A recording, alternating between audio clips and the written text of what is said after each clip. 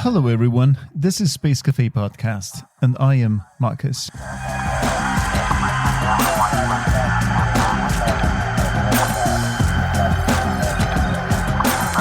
This time, my friends, I'm taking you way up north, all the way to Iceland, that beautiful and wild place, as we all know it. But you know what? Honestly, if you look closely, this place is not that far up north you could imagine. I mean, I'm taking an atlas right now. I'm following with my left index finger as we speak on this atlas right now, the latitudes.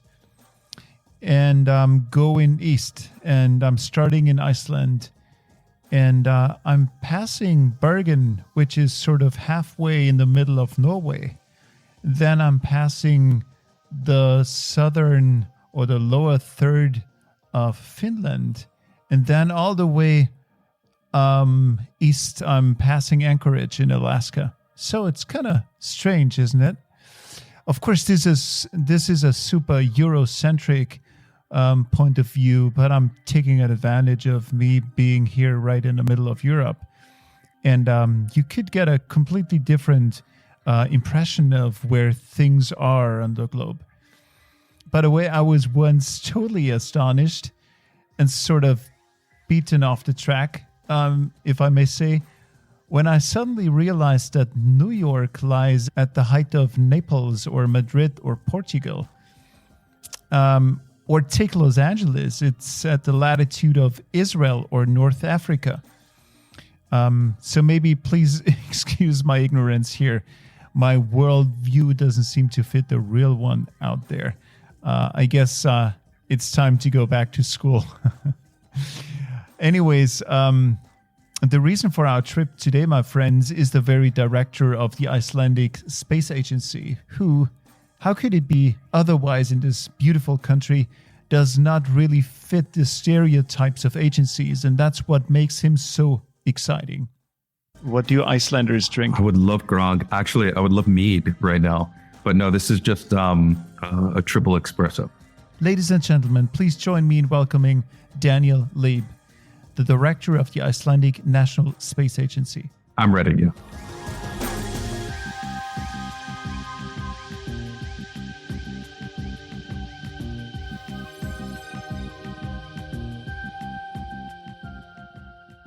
Dan, is the closest one can come to settling down on Mars and encountering aliens on Mars by moving to Iceland as an American? No question about it. No question about that. You know, in fact, at the Millennium celebrations that were taking place all over the globe, there was a specific group of individuals that believed that aliens were going to land in Iceland at the top of Snæfellsjökull Glacier. Wow. Take them to another dimension. So they all came here on right before midnight, 1999, and they went up to the top of Snæfellsjökull Glacier, which incidentally is the volcano glacier that Jules Verne placed his journey to the center of the Earth from. That's where they entered. And they went to the top of that glacier, and they waited, and they waited, and they're still there. So, was it Icelanders or crazy Americans? It definitely was not Icelanders. I can tell you. Awesome. So, how is life in Iceland for you? You've been in this place now for quite a while, but you're still born in America, in the United States. Yes, that's right. How is life in Iceland? Well, for an outsider. Well, you know, for me now, I mean, Iceland is very much my home.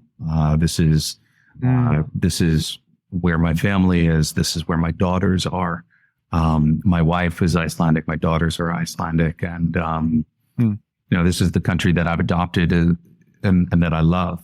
But there's no question that it's a big difference from growing up and living prior in Brooklyn, New York City.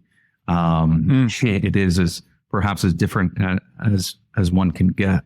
But it's a good difference. And it's a difference that I very much appreciate. And whether it's my family here, friends, colleagues who I have the honor of working with here in Iceland, I've never really felt like I have to go back. You know, in fact, I feel as though I perhaps should have been here sooner.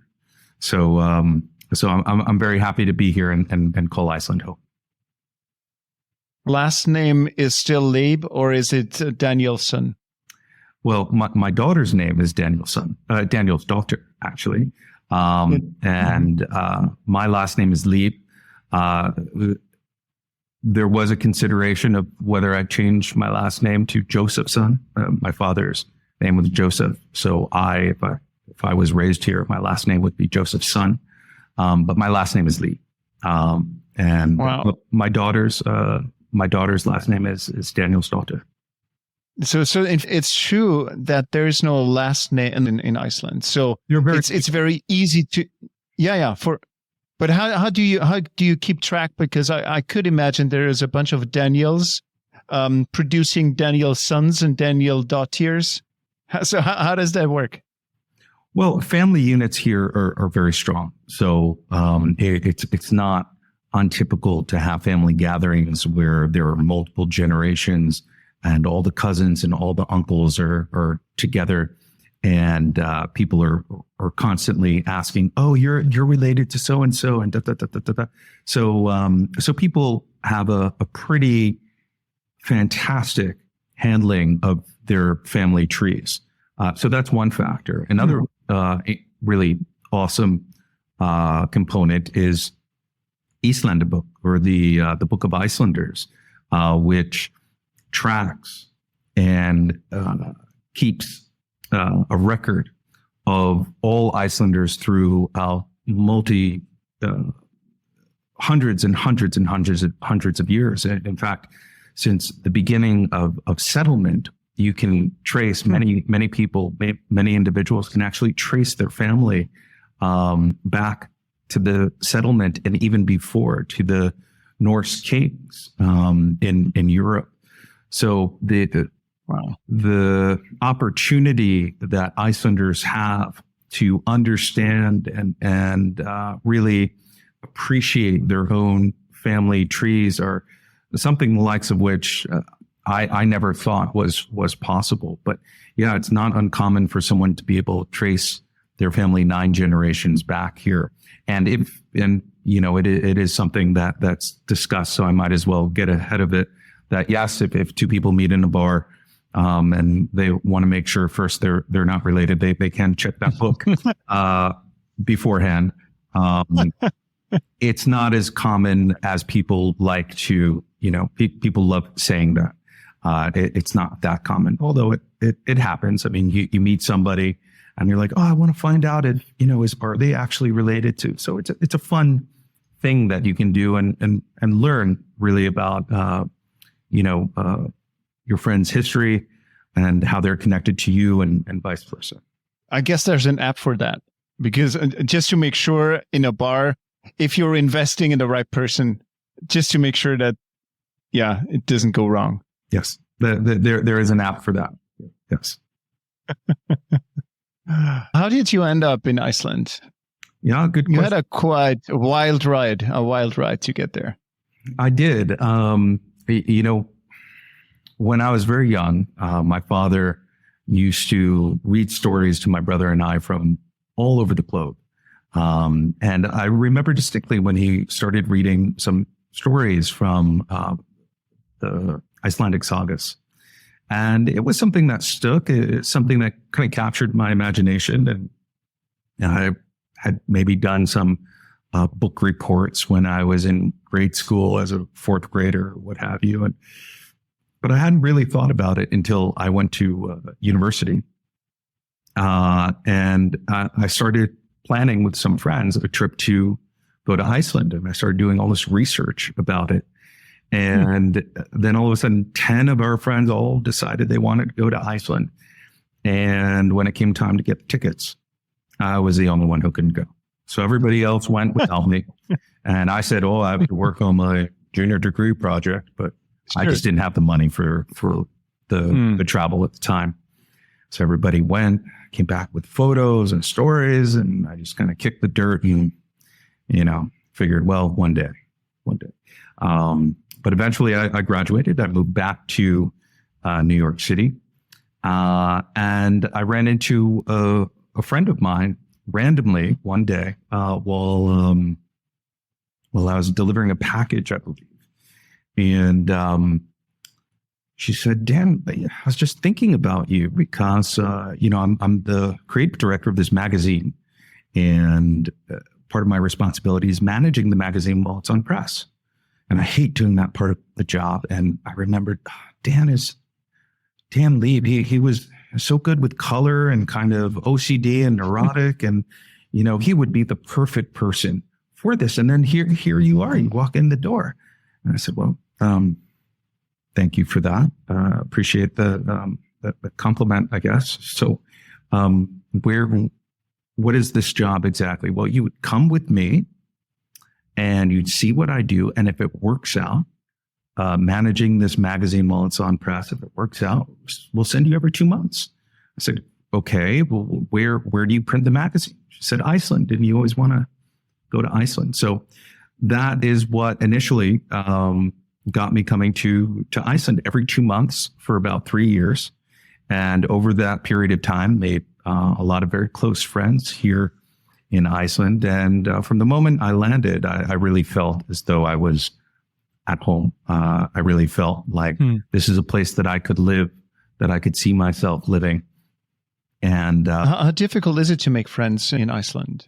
Yeah, I wouldn't say that with regards to Iceland. I felt as though it was very easy for me to meet and become friends with a lot of people from a lot of different walks of life here. From very early on, I had friends who were bankers. I had friends who were artists and musicians. And I think that also it is it's about the cultural fabric of Iceland and also the size of the country. Even today, there are only like 365,000 people. The city of Reykjavik is cosmopolitan. It's much more cosmopolitan now than it was back in 2002.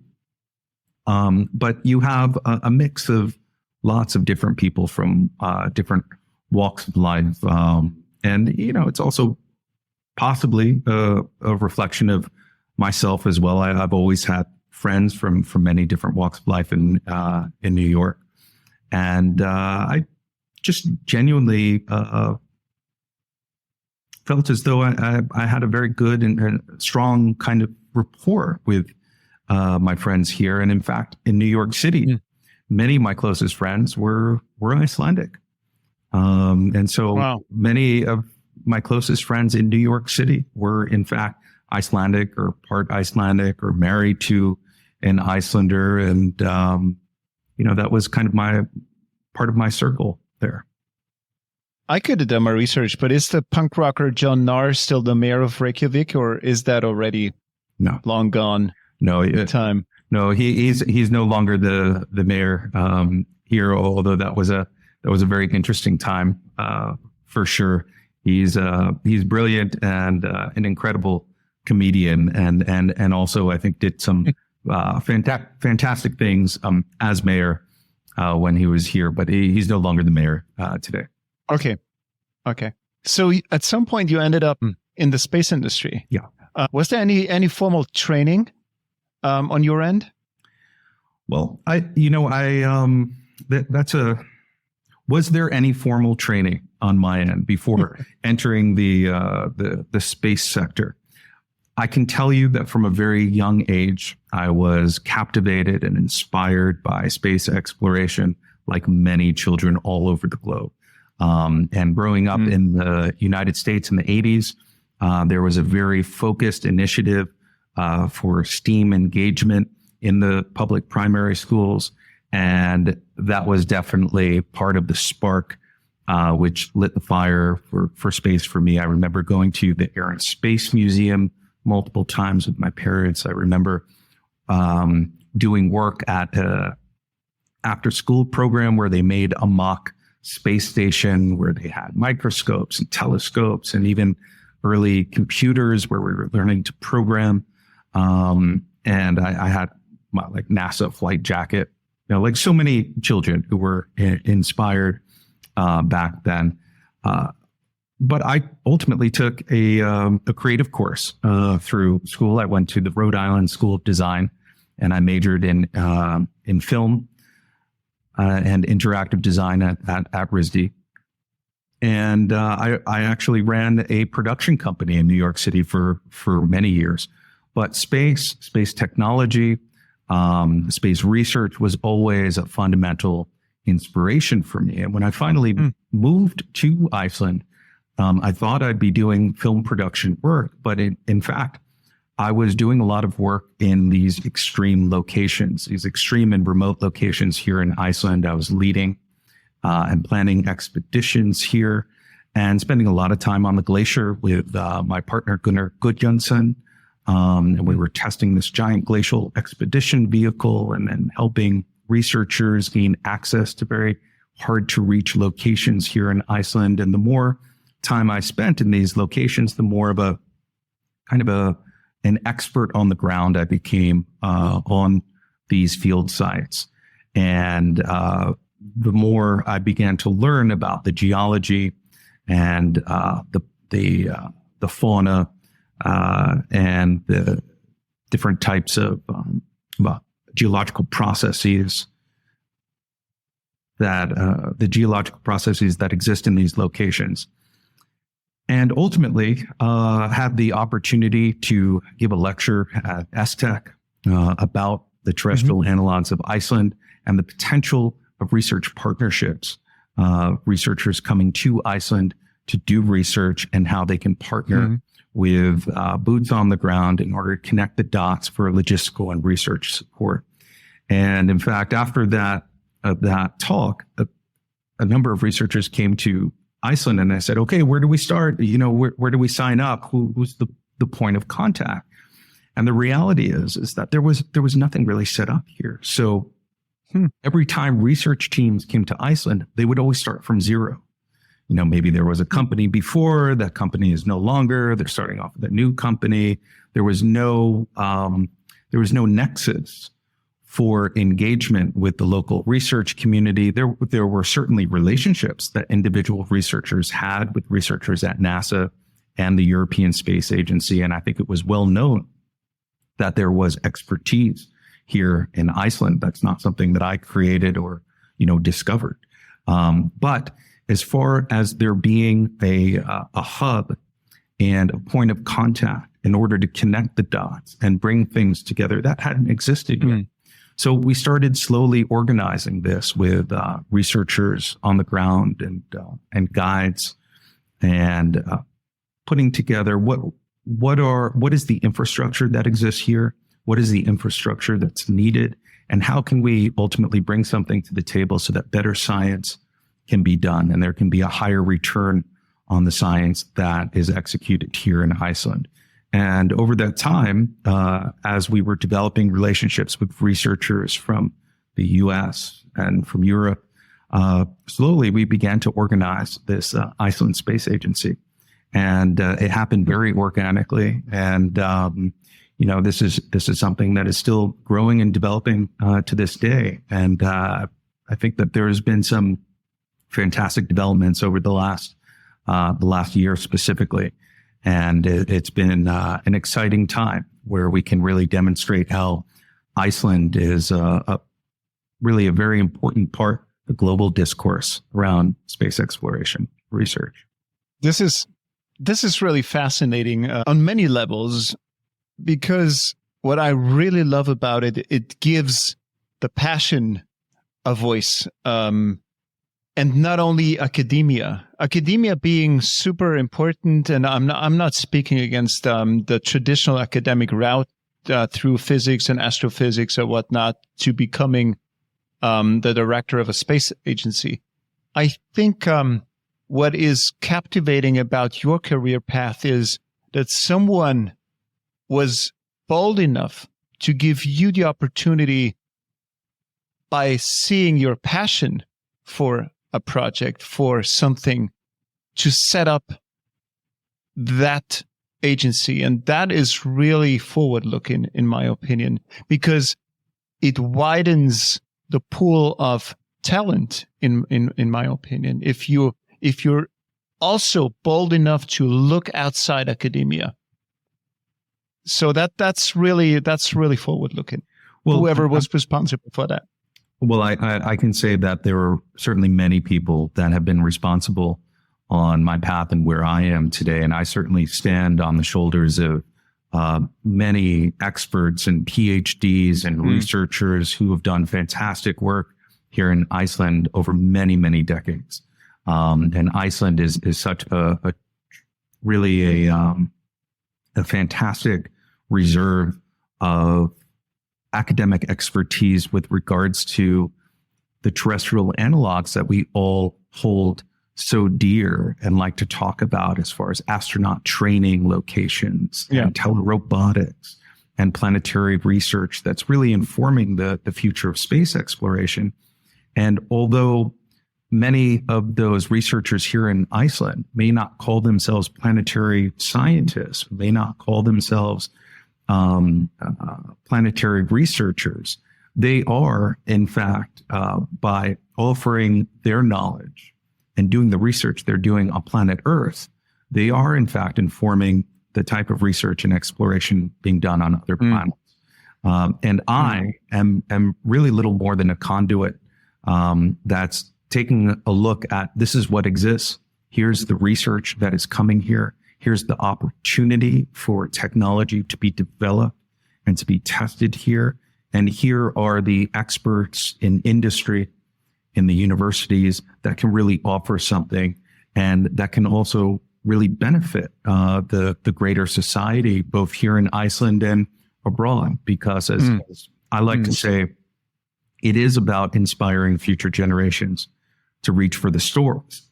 It is, what I like to say is that it is ultimately about inspiring future generations to reach for the stars, but to also better understand and protect the earth beneath our feet. And that is really fundamental for what we're doing long-term here in Iceland with the Iceland Space Agency. Which planetary diverse experiences can Iceland offer? So what planets can you offer? I guess they talk a lot about Mars. They may talk a little bit about the moon. So what's on the plate, on the menu, when space people want to go look for inspiration for missions, maybe in Iceland? You know, Iceland has the most diverse set of terrestrial analogs in close proximity to one another that exists anywhere on Earth. We have equatorial Mars. We have polar Mars. We have the moon, the south pole of the moon. We have Venus. We have Europa. We have researchers looking at Iceland to test technology for Titan. And, you know, that's not even to mention the exploration and missions going to asteroids. So Iceland is very important, well beyond just the kind of the, if you will, standard Mars and lunar missions. Iceland really has a treasure trove of field science that are really important for better understanding other heavenly bodies in general. When you mentioned the different planetary places in Iceland in very close vicinity, I immediately pictured not only myself, but also fellow nerd tourists to do planetary visits to Iceland, to visit, I don't know, Venus and the moon in the morning and Mars and Pluto in the afternoon. Wouldn't that be a thing for you? Oh, absolutely. I'm so glad you brought this up because, you know, in addition to the very important research that's being conducted here, we also believe very strongly in the purpose to inspire outside of the science community and really engage broader public as citizen scientists, so that people can come here and actually contribute in a meaningful way to the research and the technology development that's being done here. And that's why the Iceland Space Agency developed experiential research expeditions. And we actually launched this initiative with Adventure X, Matt Pryor and his team, to test the MS2 Moon Mars Analog Spacesuit Simulator. And we took that simulator to lunar analogs, to Martian analogs, to lava tubes on the glacier, and really to a vast and diverse array of terrestrial analogs here in Iceland. And I think it served as an important template for how responsible tourism can be done, that also really contributes to research in a meaningful way and really moves the ball forward in terms of what may be possible on other planets, while also giving citizen scientists or adventure tourists the ability to participate and to better understand the type of work that's being done, and to really be a part of it. And that's really important for us here in Iceland, as tourism is a big part of our GDP. It's the biggest sector of GDP here in Iceland. So being able to bring that community into the research realm and to do so in a responsible and sustainable fashion is very important. And I think for that. So where would I sign up for that? Well, I can certainly send you a link to sign up for that. I can also, I'm very happy to share that the cover photo for the 35th anniversary of Condé Nast Traveler, The Future of Travel, featured a photograph from that MS2 ERE1 expedition that we did. And I can send you a link to that cover and some articles about that expedition. Awesome. And the future expeditions that we're planning for citizen scientists to come and participate in space research. Space tourism doesn't only have to be in low Earth orbit. It can be right here and contribute in a meaningful way to what we know about our own planet. What's your favorite place? Your personal favorite place? My favorite place? That's a really tough question. What is my favorite place in Iceland? Well, I would say one of my favorite locations in Iceland is Thorsmork. Thorsmork is a really incredible location, which is tucked between a number of volcanoes and glaciers.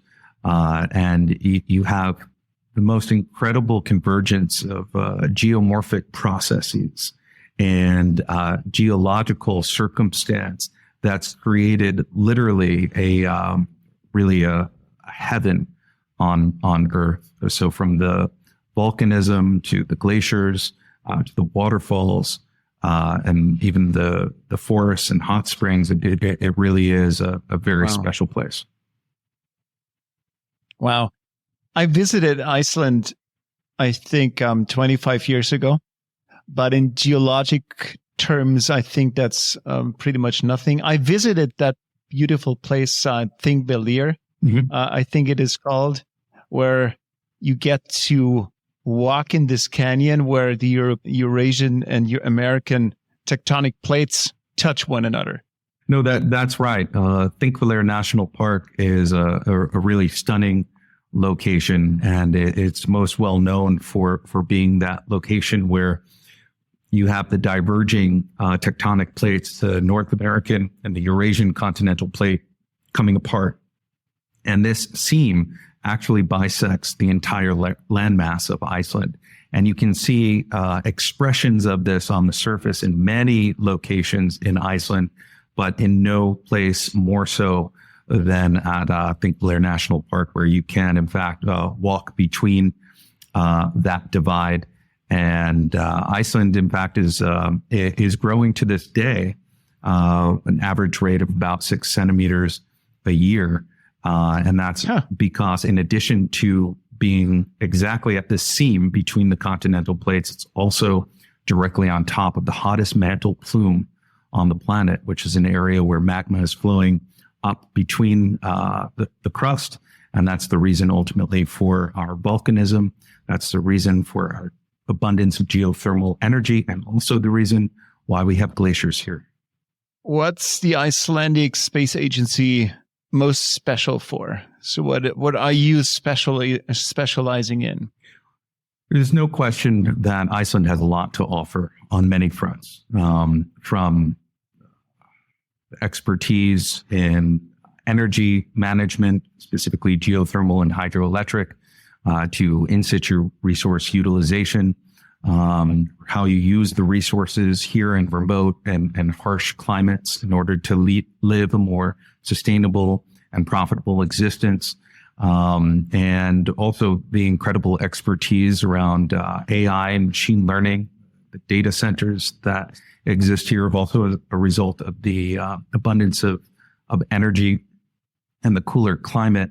But the most important factor for the Iceland Space Agency and really our specialty and our expertise, and the thing that we leverage most, is the terrestrial analogs that we have, the natural resources we have, which are similar to, have characteristics and attributes that can be found on other worlds in our solar system, the planetary research that can be done at these locations, the technology that can be tested and developed at these sites, and also the fantastic amount of astronaut training that has taken place here really since the dawn of the space age, when in 1965 and 1967, all the original Apollo astronauts came here to Iceland to conduct geological field research for what they expected to find on the surface of the moon. And since then, researchers from NASA and the European Space Agency have continued to come here. The technology associated with the Perseverance rover, which is at Jezero crater on the Martian surface today, was tested here prior to launch. The Dig Mars team, who we worked very closely with, Dr. Michael Thorpe from NASA Goddard Space Flight Center, and Dr. Elizabeth Rampey from Johnson Space Center, they were here with the Dig Mars team, assessing locations that they believe are similar to what existed on the Martian surface 3.5 billion years ago. The Artemis astronaut training team was also here last summer and the summer before. So there's a lot of work to be done here. And there's a lot of interest in Iceland as it relates very specifically to our terrestrial analogs, and the expertise that exists here in Iceland, the knowledge base about these sites, and our ability to uniquely access and provide logistical and research support for the research teams coming here. That's really our strong suit and what we have to offer. Daniel, how does that feel to you?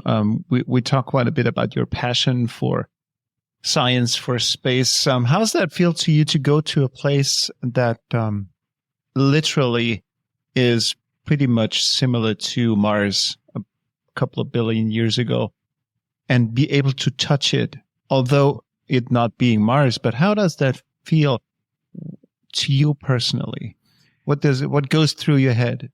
You know, people often talk about the overview effect, right? Going to low Earth orbit, looking back down on our planet, and having this epiphany of how fragile our world is, and how in awe the majesty of nature can be. And I think here in Iceland on the ground, when you go to the top of our glaciers or explore our lava tubes or the basalt lava fields, I think there's a similar condition that you also feel. It's obviously not the overview effect. We're not looking down on Earth, but we are right at the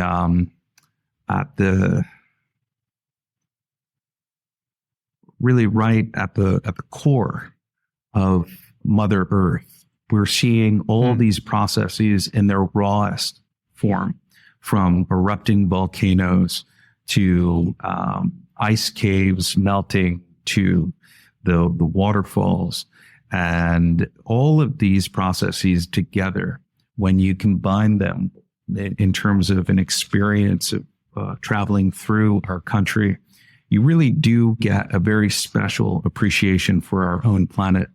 That is difficult. It's difficult to put into words, honestly, until you're here. But when I've never been to low Earth orbit looking down on our planet, but when I hear astronauts talking about this, I do feel as though I can identify to some extent in terms of the experiences that I've had here in Iceland. Maybe I could imagine if I were in your shoes, walking these lava fields, glaciers, whatnot, to be in awe of the simple fact that you are walking primordial Earth now and then. And this is a place where there was no life around. And at some point, something happened on this place that you're walking on, that through some kind of magic or whatever that was, something started to replicate. And isn't that utterly fascinating to see dead matter at the same time being energized by those raging forces, creating something that is the basis of our communication we're having right now? That's all inspiring. That's, to me, that overview effect from the surface. Mm-hmm. Absolutely. And, another thing that I was speaking to one of my colleagues a few weeks ago about the fantastic research being done in Greenland as well. In Greenland, just across the water in the north, we have some of the oldest rocks, some of the oldest bedrock on Earth. And not very far away,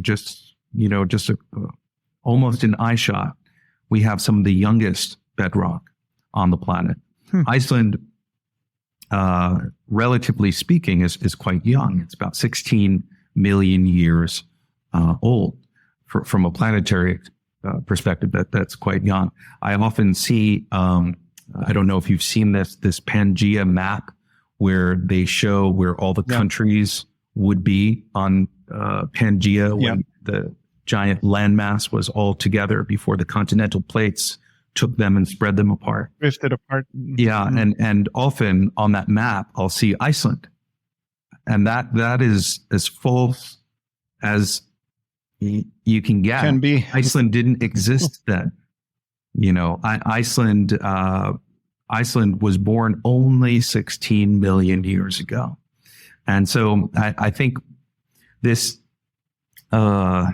incredible convergence of raw nature, of having both volcanic eruptions and glaciers, having the waterfalls and the black rocks and the green fields.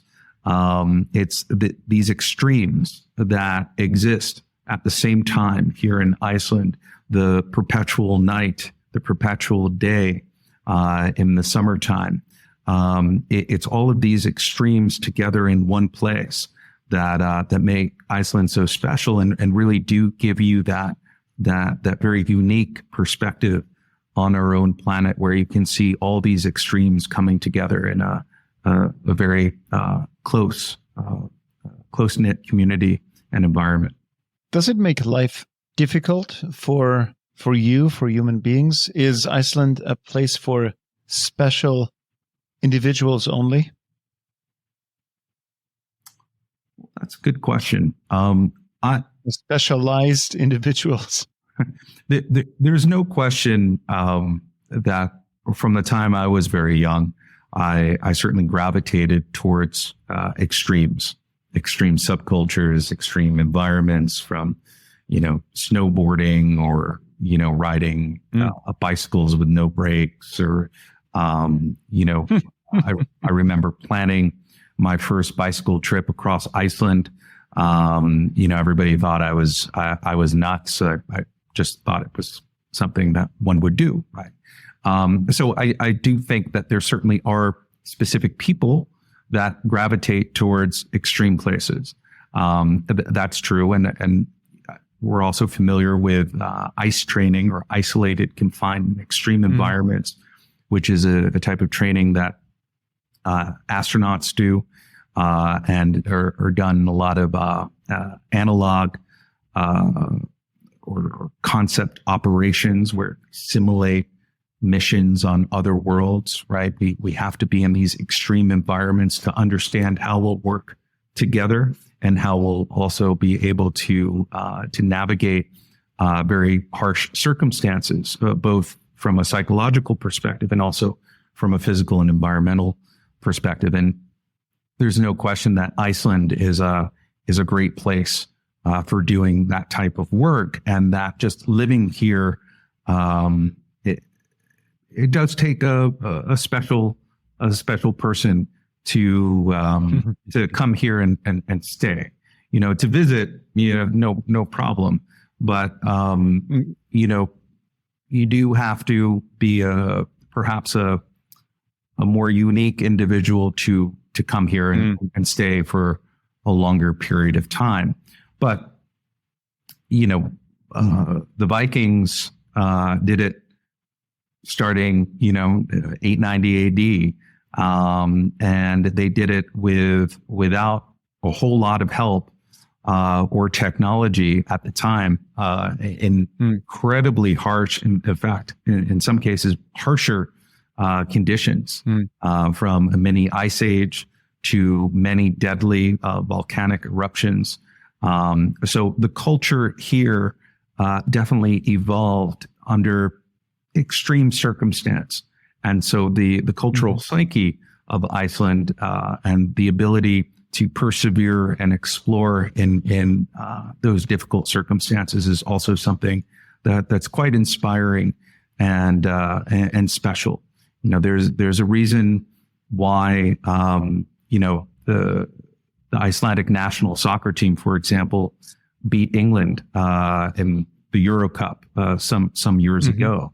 A country of 365,000 people, and I think it's a testament to that cultural psyche that allows for the seemingly impossible to take place. And I think for that reason, it's also the conditions that make it perfect to be able to offer some insight on how we can explore and go deeper into our solar system and explore other heavenly bodies that may in fact be quite harsh and extreme to life. Speaking of the soccer team, the Icelandic soccer team, that war dance became a meme, a global meme. Is that a traditional thing to do, or was that just made up? I remember it distinctly. I remember participating in it. I remember participating in that. Participating in it? Oh, yeah, absolutely. I mean, the whole country, I think, participated in that kind of chant. How exactly it started, I wouldn't be able to tell you. But it seemed quite natural at the time. I could say that. Yeah. It did, and did its job. They beat England, so period. Yeah. What are the major projects that are currently are going on at the Space Agency? Oh, thank you for asking. I mentioned already a little bit about the NASA Dig Mars project, which was led by Dr. Michael Thorpe at the Goddard Space Flight Center and Dr. Elizabeth Rampey. That was this past summer. It was a team of 20 researchers here in country who doing fantastic work and analysis on samples, core samples from lakes around Iceland. These sites are considered analogous to what Mars may have been like 3.5 billion years ago when there was water flowing on the surface. And these samples are also in really helping us better understand how similar processes on the Martian surface may have led to habitability, the potential of habitability, the potential of where ancient Martian life could have existed at some of these locations that the Perseverance rover is exploring to this day, and taking samples that will eventually be sent back to Earth with Mars sample return. So that's one project, the NASA Dig Mars project that we worked on both this past summer and the summer before. Another project that we've been working on for the last few years is with PI Dr. Angelica Ingles from the Blue Marble Space Institute of Science. And that's the Iceland Space Agency IMS LDS project, which stands for Iceland Moon Mars Simulation Life Detection Strategies. And Dr. Ingles has been working with us to survey and look at potential analog sites here in Iceland with a specific focus on habitability and how the conditions here in Iceland can inform the work on the Martian surface and future exploration of Mars. And that project also has the participation of Dr. Mitch Schulte, who's program scientist at NASA headquarters for Mars 2020. And we were actually in the field with them just this past summer. And we'll be again in the future for sure. That project led to our invitation to the International Mars Exploration Working Group meeting in Turin, Italy, this past September, where we met with some of the greatest minds doing Martian research on the ground today from various space agencies, including NASA, European Space Agency, and really from across the globe. And it was a fantastic meetup where we discussed research, we discussed future projects, and how we can all work together and really pool resources to better understand what's possible on the Martian surface, and how we can leverage analogs like those that exist in Iceland to really better understand what future work can be done there. In addition to that, we've been working with Professor Michael Lai for since 2019 to develop the IMS MS2 Moon Mars spacesuit simulator.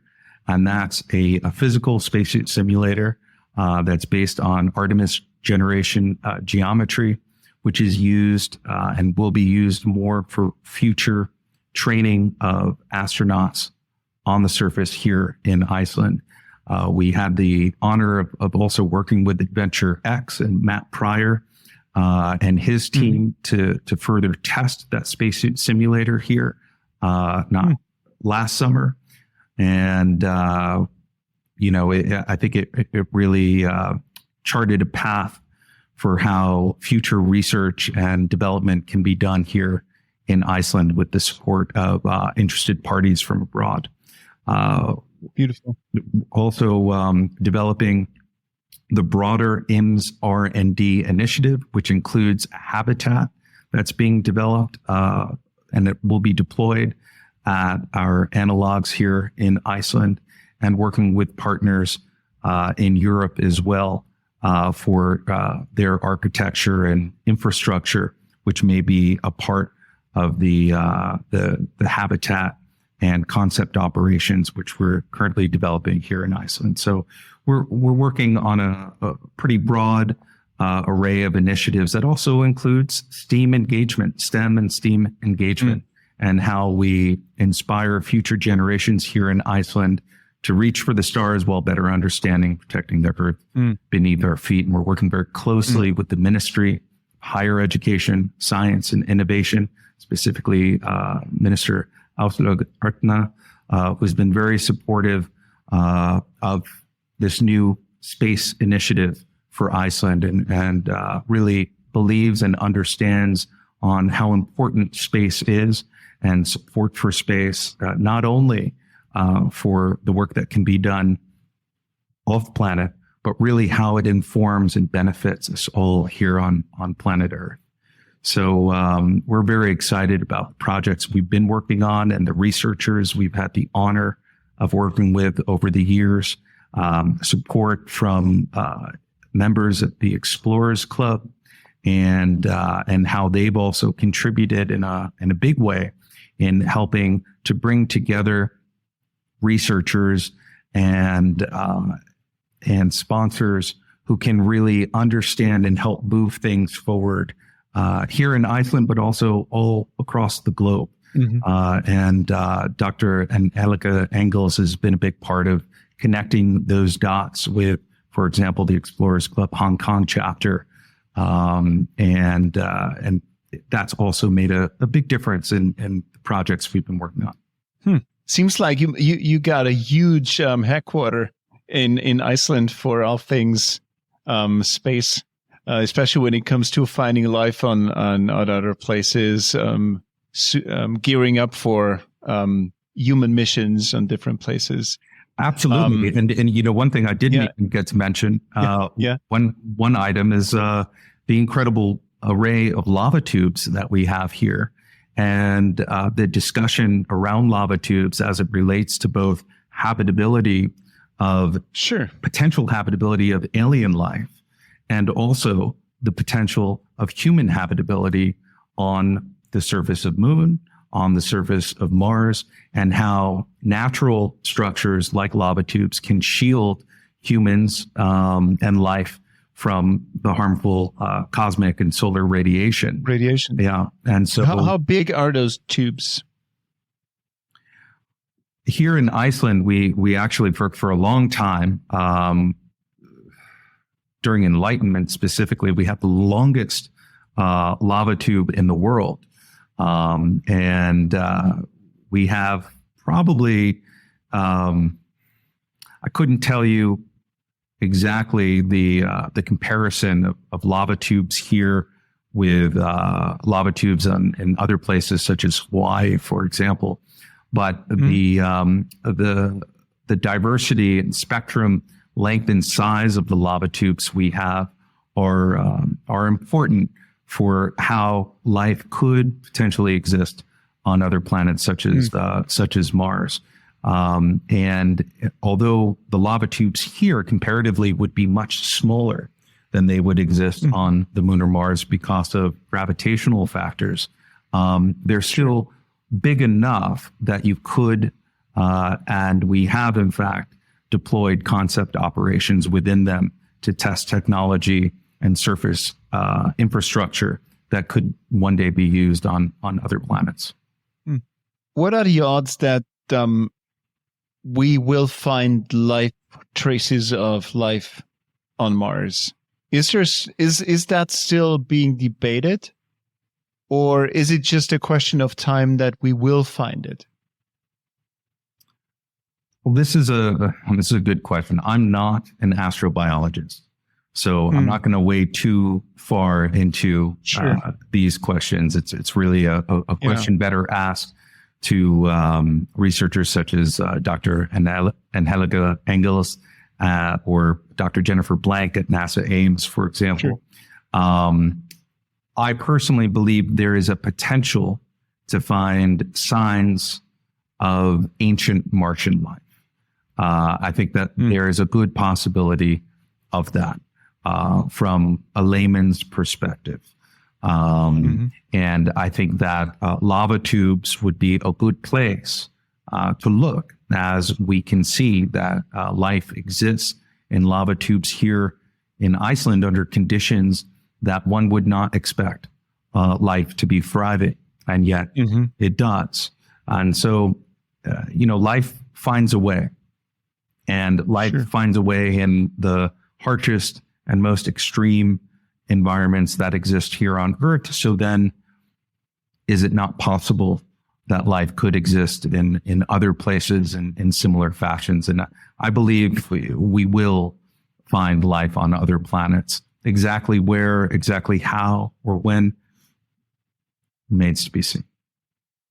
But I think Iceland will be informing how and where that life could be found. And that's very exciting. Are there any plans for Iceland, for the Iceland Space Agency, to also invest in launching systems? Would that make any sense? The location that Iceland is on the globe, there's certainly the potential to launch rockets into polar orbit and to also observe satellites which have polar orbits, as well as ground confirmation, navigation, uplink and downlink stations that are retrieving data or sending signals to polar orbiting satellites. And in fact, in 1964, NASA, the French space agency, was launching sounding rockets to better understand and learn about the Van Allen belt. And just last winter, there was a team from NASA here looking at sounding rockets that were being shot into the cusp region, or the hole in the magnetosphere. So as it relates to research around the magnetosphere, around the aurora, heliogeophysics, the relationship between our star and our planet, there's certainly a fantastic opportunity to both launch and observe, to conduct science relative to heliogeophysics, and also with regards to polar orbiting satellites, and also really contribute to our understanding of debris in low Earth orbit, and how we can better mitigate and understand the debris that exists by observing and processing the data here in Iceland. I mentioned earlier that the data centers that can be built here, the potential for the data centers, the potential for high power computing and machine learning to better understand and to crunch the big data coming in, and that's necessary to understand satellites and debris in low Earth orbit. This is fundamental in a place where Iceland can really contribute. In terms of Iceland being a launch state and having a sustainable, spaceport activities, I think that remains to be seen. Again, we're pretty far from the equator. We also have some weather conditions that aren't always favorable for launch windows. But that said, there is also tremendous work that can be done in terms of launches here with specific focus. Absolutely. You mentioned data centers. Is it true that Iceland is especially a good place for data centers for its cooling, natural cooling abilities? Yeah, no question. I mean, we have an abundance of water. We have an abundance of geothermal and hydroelectric energy. We're generally speaking a very cool climate. So, that's definitely a huge asset.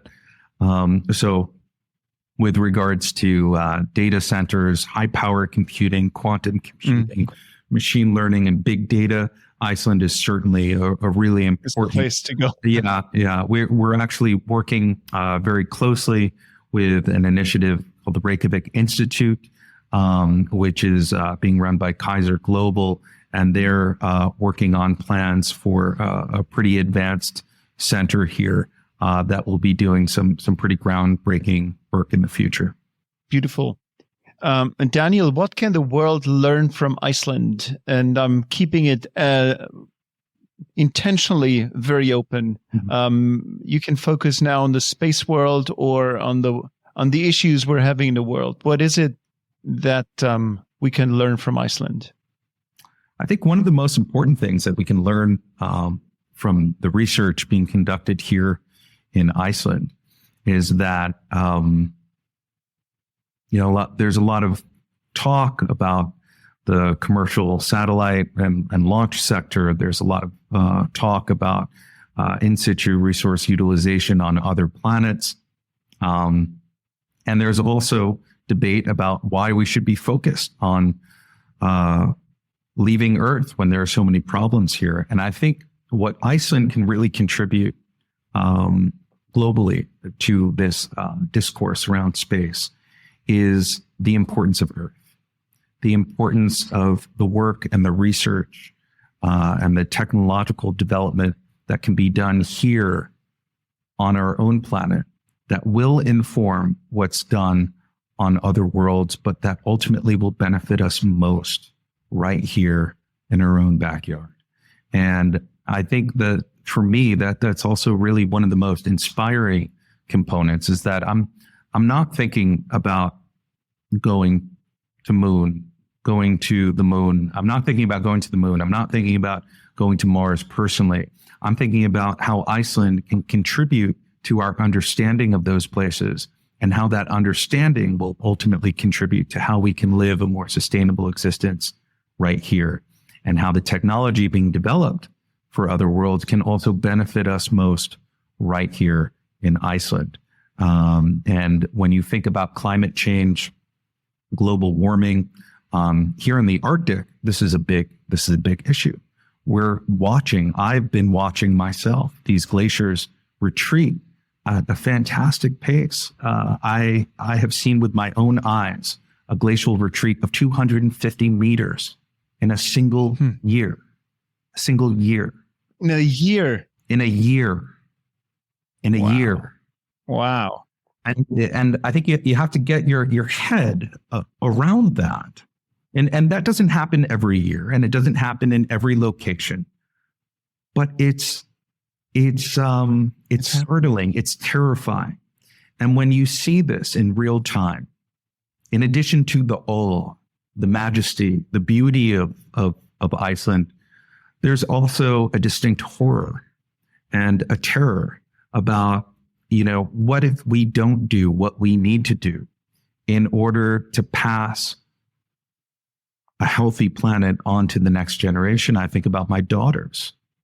So I'd be excited for my daughters to be astronauts and exploring other worlds, but I'd also be just as excited about them, figuring out the next technology, which is ultimately going to help us live a more sustainable existence on our own planet. And I think the two things are not mutually exclusive. They can be one and the same. And I think with the Iceland Space Agency, the research that we're doing here on Earth, in terms of Earth observation, in terms of climate change and technology developed for other planets that will serve us here, that will help us grow produce more effectively here, that'll help us use water more effectively and generate energy more efficiently. This is what excites me. And this is what I think is quite unique about the Iceland Space Agency, is that first and foremost, it's about what we have right here on the ground, and how what exists here and the work, the research, the technology that's developed and tested here, how that's going to help us really chart a healthier existence in the future.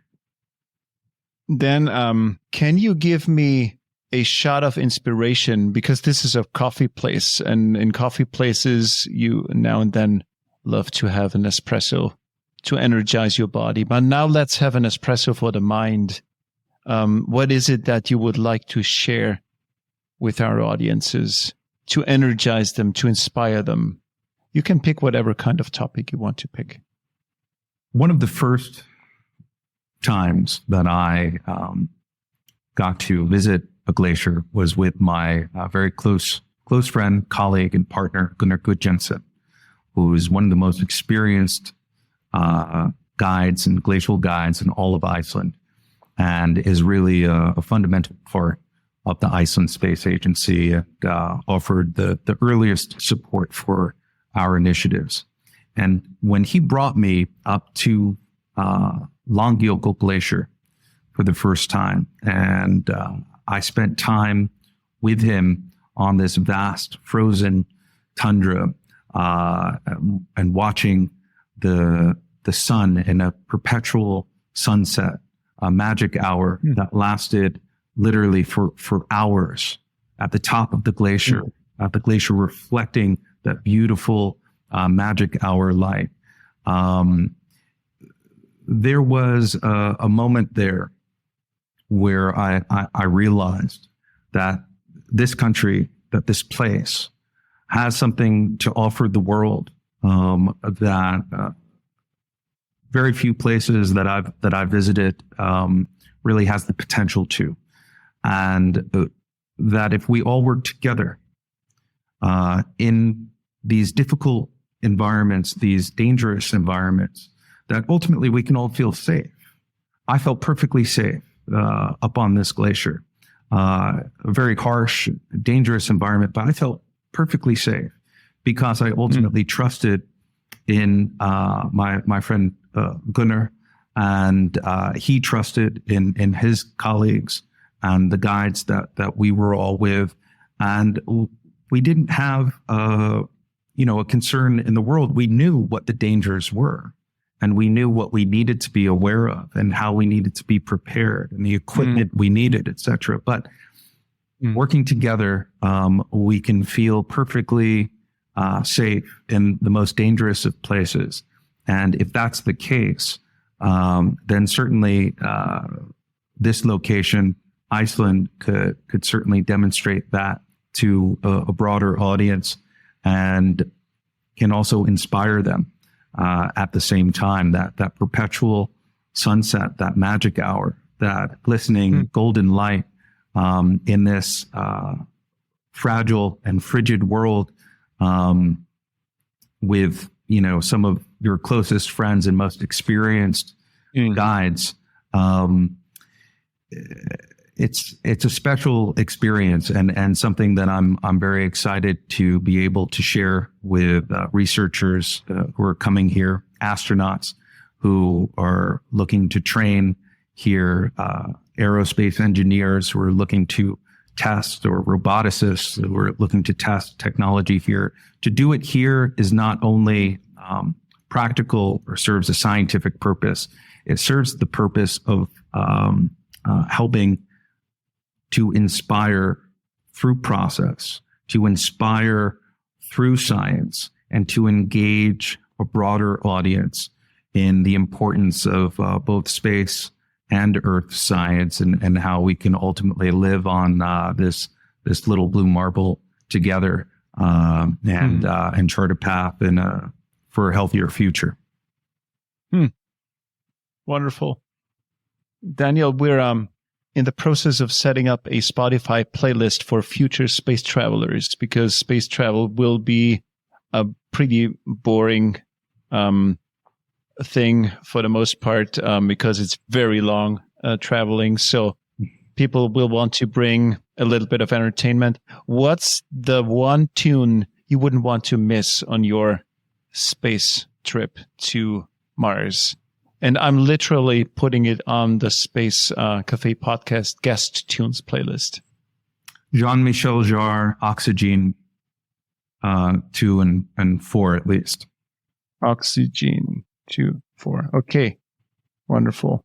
And did that make any sense, what I was saying, or did I just kind of ramble? Absolutely. Did it? No. Okay.